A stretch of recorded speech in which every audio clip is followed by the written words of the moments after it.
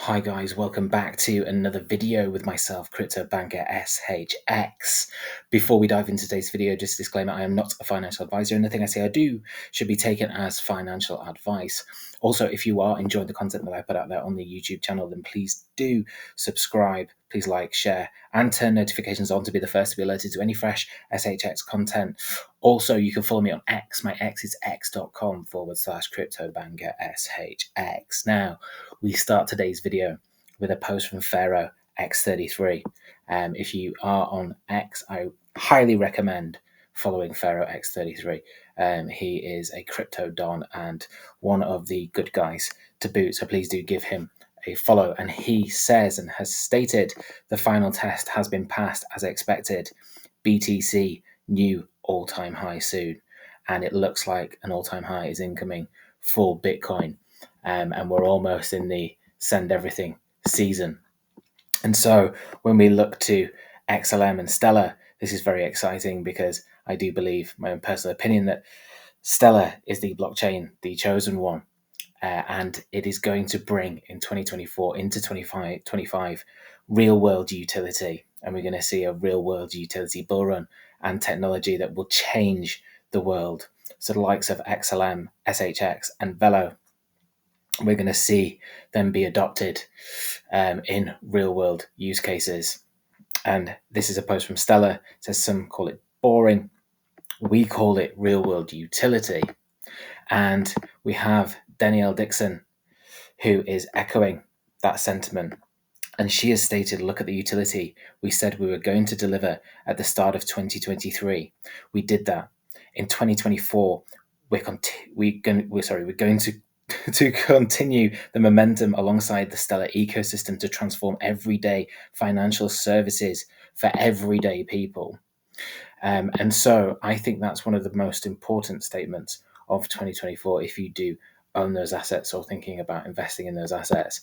And one in particular that is just about to stand out is VELO. And they are publicly stating that they are the Ripple of Asia.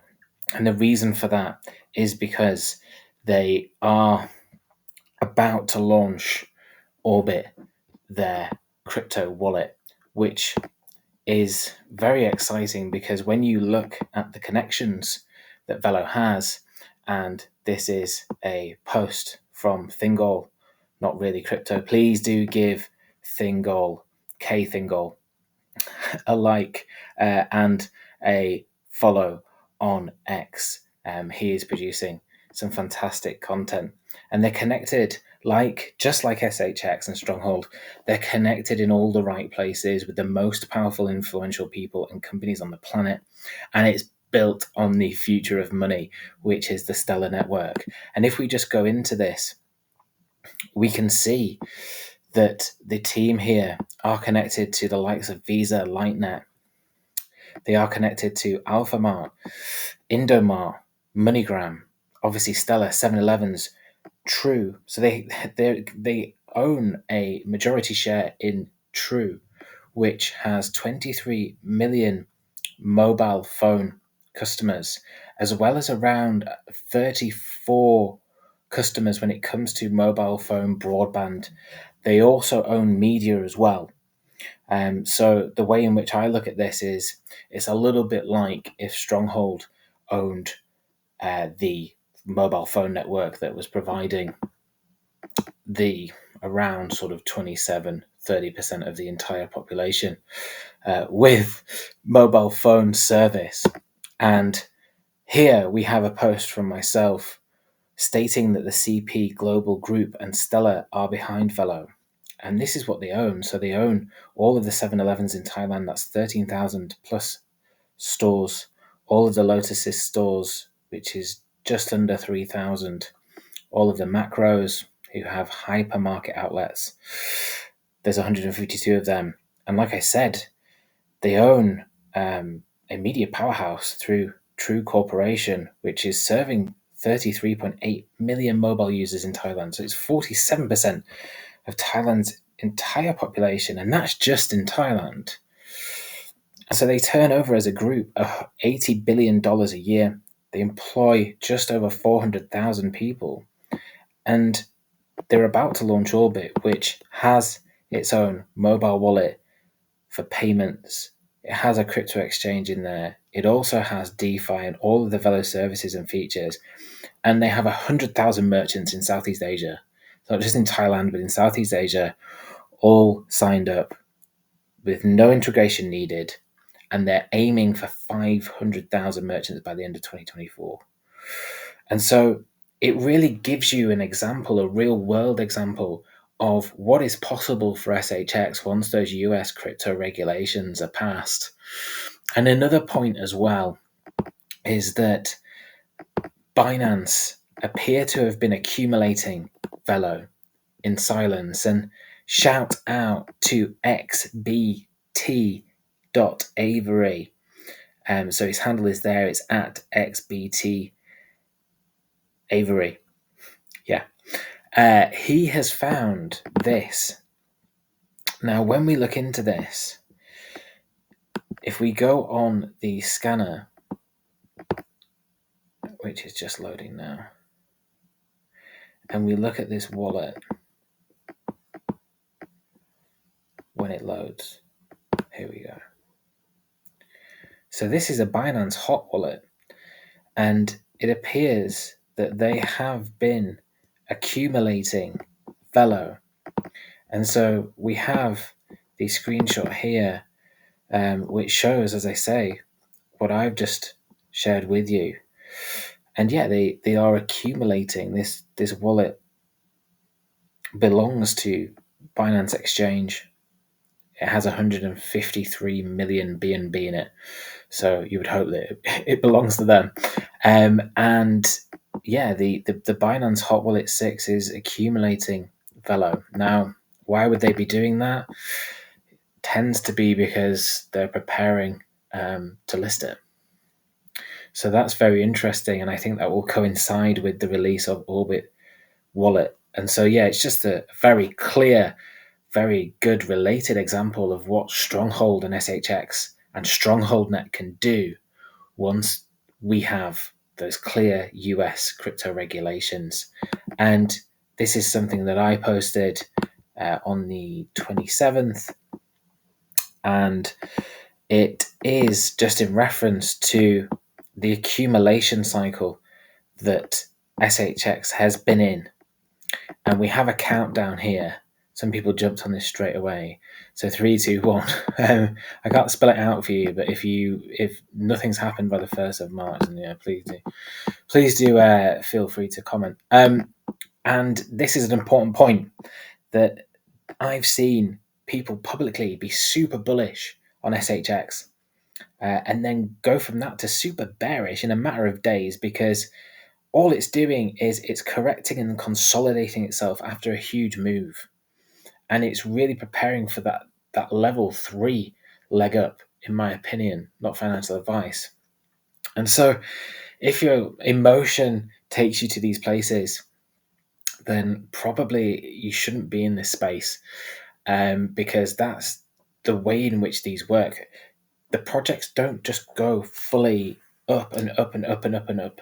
There's always going to be those corrections. If you look back on the bull run of BTC, for example, so Bitcoin, in the bull run, the last bull run that we had, there was sometimes 40% corrections. And that's when you have people going, it's all over, it's all over. And then suddenly it goes back up and they get caught out. And they're the ones that are selling on the way down, then buying back in on a loss.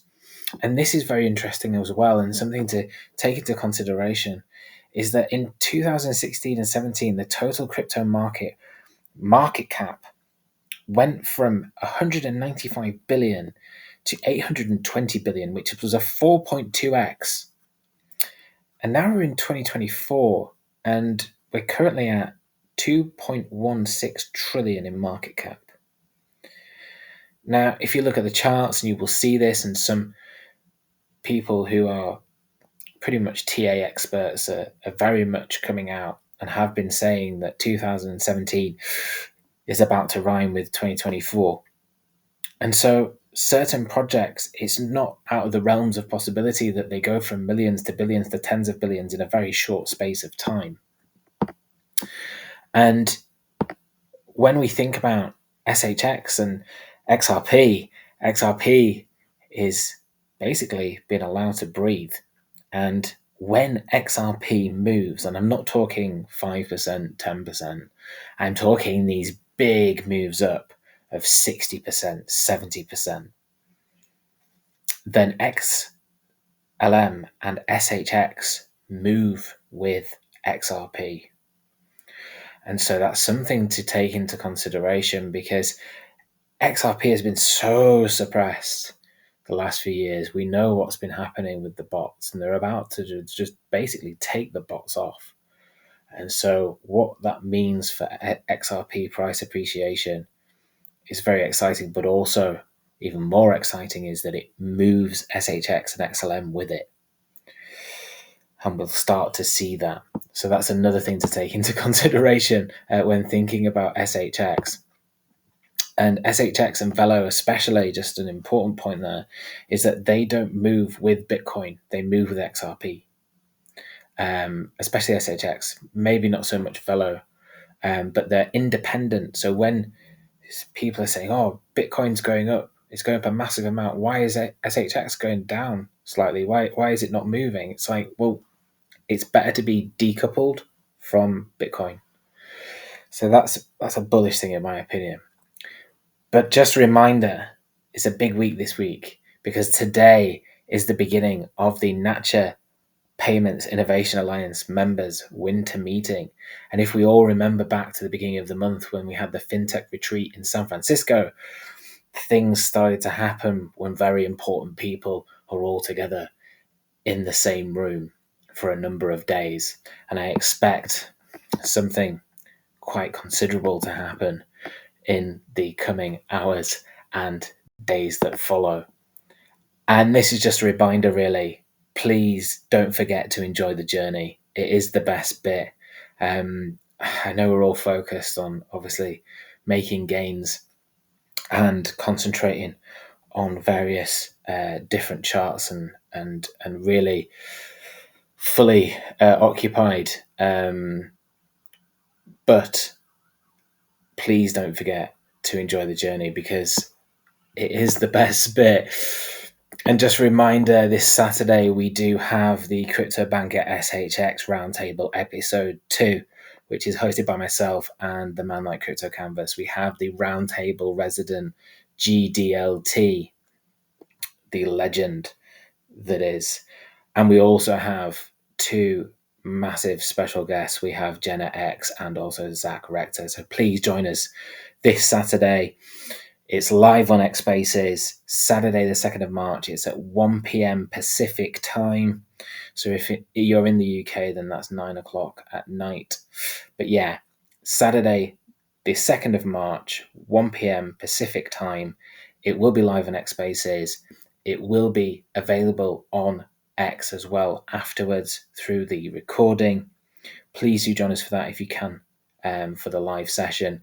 It will also be available on the channel on YouTube a few hours after. I hope you've enjoyed today's video. You guys are all awesome. Please do subscribe. Please like, share my content. Please follow me on X. I appreciate every single follow, every single like, every single comment, and I will see you on the next one.